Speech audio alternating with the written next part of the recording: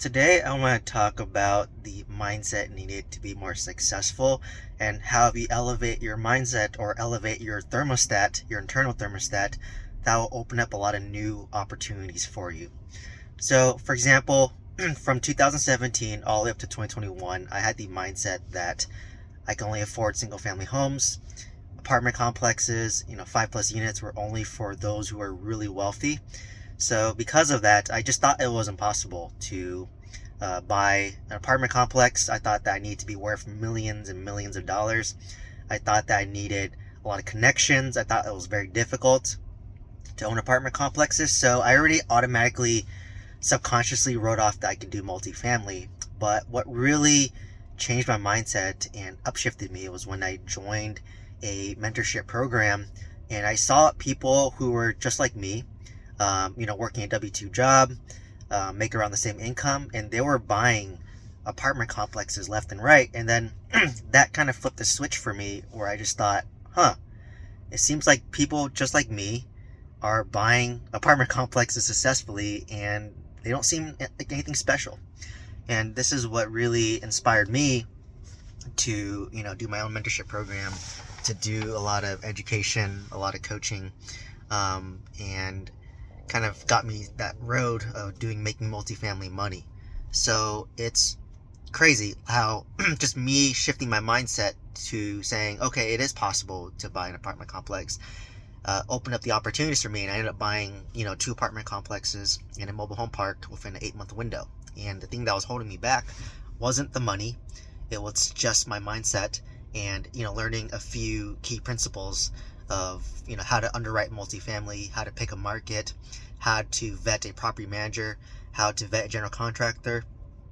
It's a lot of work to do that, but for the most part, it's a replicable system. You can follow a proven system. You could, if you join my mentorship, you can learn my system, or you just can watch YouTube podcasts and learn their system as well. But to be honest, the best way to learn is just by taking consistent action and making mistakes along the way and pivoting as you go.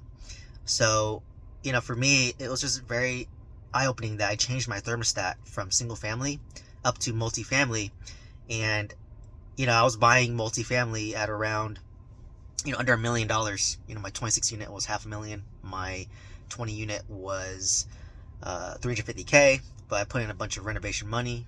But I didn't really buy a deal over $1 million, let's call it. But now that my thermostat raised, so the next time that I look to buy a multifamily deal, hopefully in 2024, when interest rates drop, hopefully, fingers crossed. But if interest rates drop, I plan on doing a cash out refinance on my 26 unit, my 20 unit, which are cash flowing, at least $8,000 a month right now.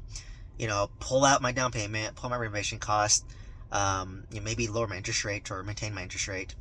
And at that point, I would buy more properties, and maybe because my thermostat's already at like a 30 unit ish apartment complex, maybe I can take down a 50 unit apartment complex, depending on what deals come my way.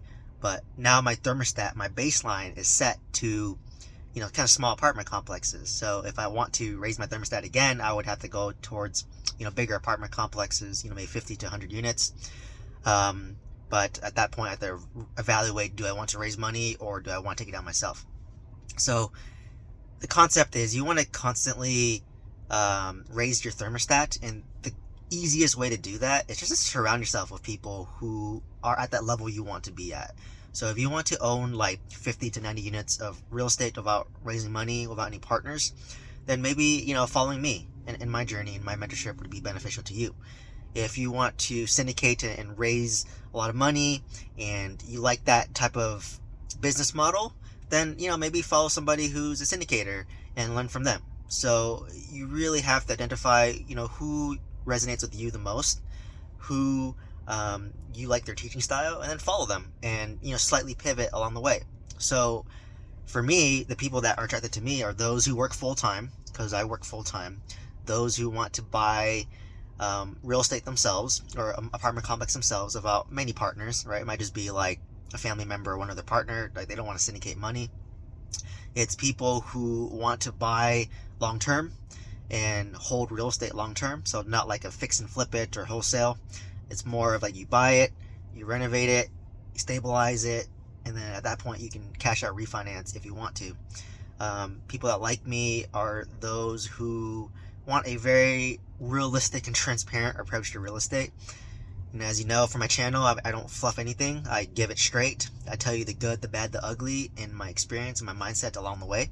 Because I know a lot of podcasts and YouTube channels, they kind of overemphasize on the positive, which is good. It's good to be positive. But for me, I'm just such a realistic or a skeptic, and I'm skeptical of everything. So I like to give the other perspective as well. So when you buy your first apartment complex, it shouldn't be a surprise to you, and you have the appropriate mindset to how to deal with those issues, because you're going to be dealing with a lot of issues, especially when you buy small apartment complexes.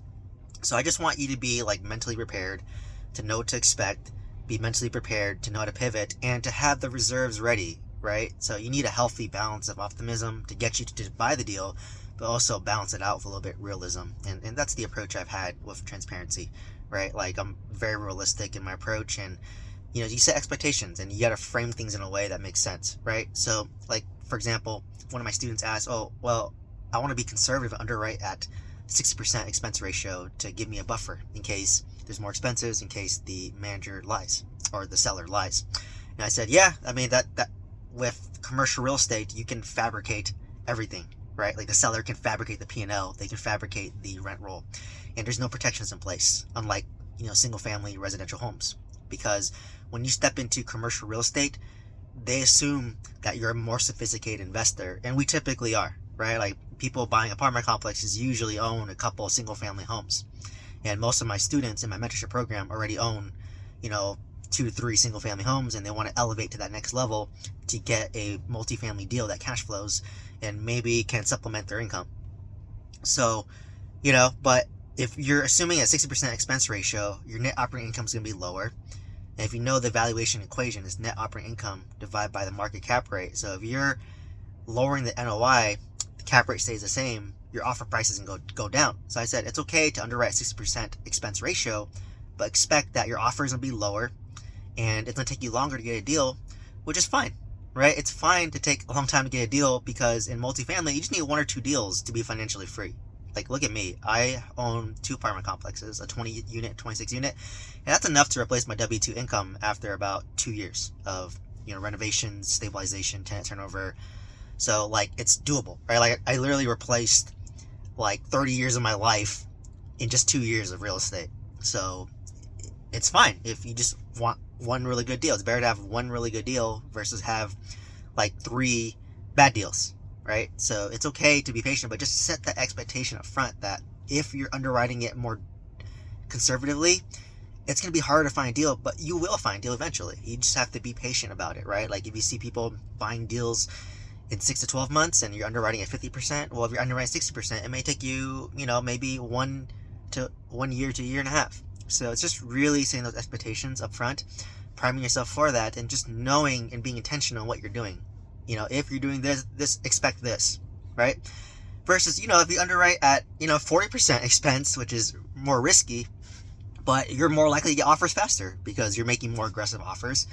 And if you're okay with that, then great. Just know going forward that your offer is going to be a little bit higher than it should be, and have reserves. But hey, it depends on your situation, right? So it's really individualized, and you really have to get that personalized opinion, which is why one-on-one coaching is so amazing, because you can get a customized response to you. I do offer one-on-one coaching as part of my mentorship, or also 1 hour slots. Just click the link in bio down below. But kind of to summarize all of this is, you want to raise your thermostat, right? You want to raise your level and be around people who are at your level or above you, right? When you constantly surround yourself with people above you, that's how you improve. For example, when I was in college, I never used to work out. And my roommate, every day, he would go to the gym and tell me, hey, Steven, I'm going to the gym. Do you want to join? At first, I would say no. And then later down the road, I'm like, you know what? I see this guy doing it every day. Let me join. And then that's what helped me get in the habit of working out. Now, fast forward to today, I lost my habit of working out because of COVID, right? I couldn't go to the gym anymore. It's not in the habit of me to go, my friends to go. So now I lost the habit, and I'm trying to regain it. So, if you want a certain behavior, if you want a certain outcome, surround yourself with people who are doing what you want. So if you want to get in really great shape, then surround yourself with people who go to the gym every day. If you want to buy multifamily real estate, surround yourself with people who are buying real estate, multifamily real estate, and own multifamily real estate, and operate multifamily real estate. So it's really, you are a product of your environment, right? And so that's what I do. You have to like surround yourself with new people. You know, I get it. Maybe your existing friends and family may not be the people that are doing what you want to do. So you have to seek out those who are doing what you want to do, build relationships, and build a community. And that's what I'm hoping to do, and hoping to inspire others to buy their first multifamily deal, be inspired to elevate, be inspired to lay a financial foundation and, drastically change your life, because I've done it for myself. I've seen other students do it, and I want to help you do it as well. So overall, I hope you found value in this video. Let me know if you have any questions down below. Happy to respond with a video, and hope to see you in the next one. Thank you so much.